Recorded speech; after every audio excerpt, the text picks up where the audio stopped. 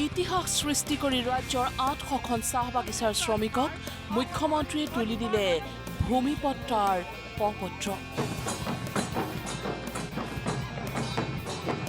মুখ্যমন্ত্ৰীৰ উপহাৰ পাই বাগিচাই বাগিচাই সীমাহীন আনন্দ।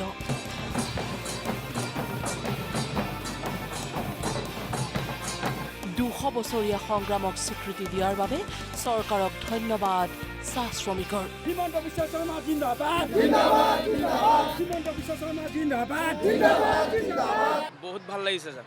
আমি সপোনতো ভবা নাছিলো যে আমাৰ এনেদৰে আজি এনেকৈ চৰকাৰে আমাৰ কাৰণে চিন্তা কৰিব, আৰু জীৱনতো আমি ভবা নাছিলো। নিজৰ মাটি হ'ব আমাক বহুত ধুনীয়া লাগিছে, ভাল লাগিছে। হিমন্তই ধন্যবাদ জনাম যে আমাক মাটি পত্ৰ দিছে, মহিলাক আগবঢ়াইছে, হিমন্তই ধন্যবাদ। অসম চৰকাৰে যি পদক্ষেপ গ্ৰহণ কৰিছে তাৰ কাৰণে আমি নথৈ আনন্দিত হৈছোঁ। অসমৰ চাহ উদ্যোগে সগৌৰৱে অতিক্ৰম কৰিলে ২০০টা বছৰ। বহু সংগ্ৰাম জিনি অসমৰ চাহে বিশ্বৰ বুকুত কৰিলে অনবদ্য যাত্ৰা। কিন্তু তেনে এটা গৌৰৱময় উদ্যোগক পূৰ্বৰ চৰকাৰে কেৱল অৱহেলাৰ দৃষ্টিৰে চালে। কিন্তু ডক্টৰ হিমন্ত বিশ্ব শৰ্মাই অসমৰ একমাত্ৰ মুখ্যমন্ত্ৰী, যিজনে অসমৰ লাখ লাখ চাহ শ্ৰমিকৰ সংগ্ৰামক সন্মান দিলে। এতিয়াৰে পৰা প্ৰতিজন চাহ শ্ৰমিকৰ এটা স্থায়ী ঠিকনা হ'ব, নিজৰ বুলিবলৈ এখন ঘৰ হ'ব। হাতে হাতে ভূমিপট্টাৰ প্ৰপত্ৰ লৈ চাহ বাগিচাৰ শ্ৰমিকে ক'লে মুখ্যমন্ত্ৰী জিন্দাবাদ, বিজেপি চৰকাৰ জিন্দাবাদ, হিমন্ত বিশ্ব শৰ্মা জিন্দাবাদ। আমি সকলো ৰাইজে একত্ৰিত হৈ পেলাই সৰ্বপ্ৰথমে বিজেপি চৰকাৰক অশেষ ধন্যবাদ, লগত হিমন্ত বিশ্ব শৰ্মাকো অশেষ ধন্যবাদ।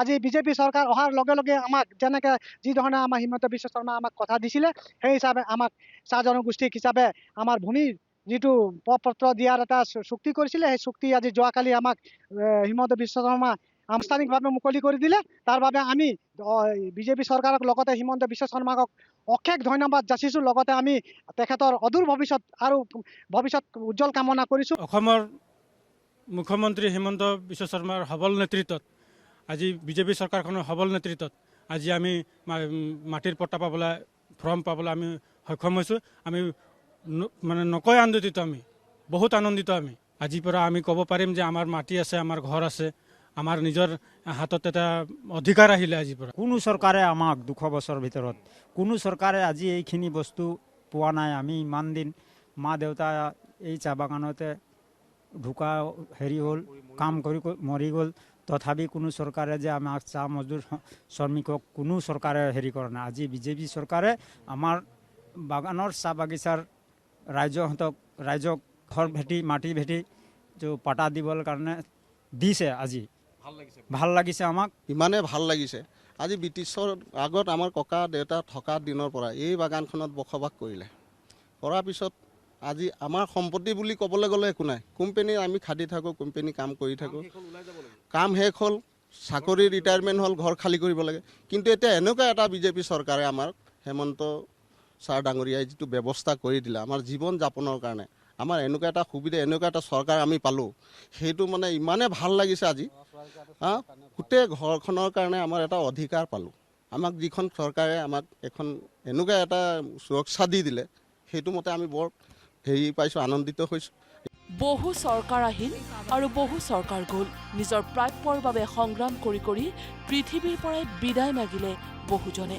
কিন্তু ডক্টৰ হিমন্ত বিশ্ব শৰ্মাই চাহ শ্ৰমিকৰ বেদনাবোৰ হৃদয়ৰ পৰা উপলব্ধি কৰিলে।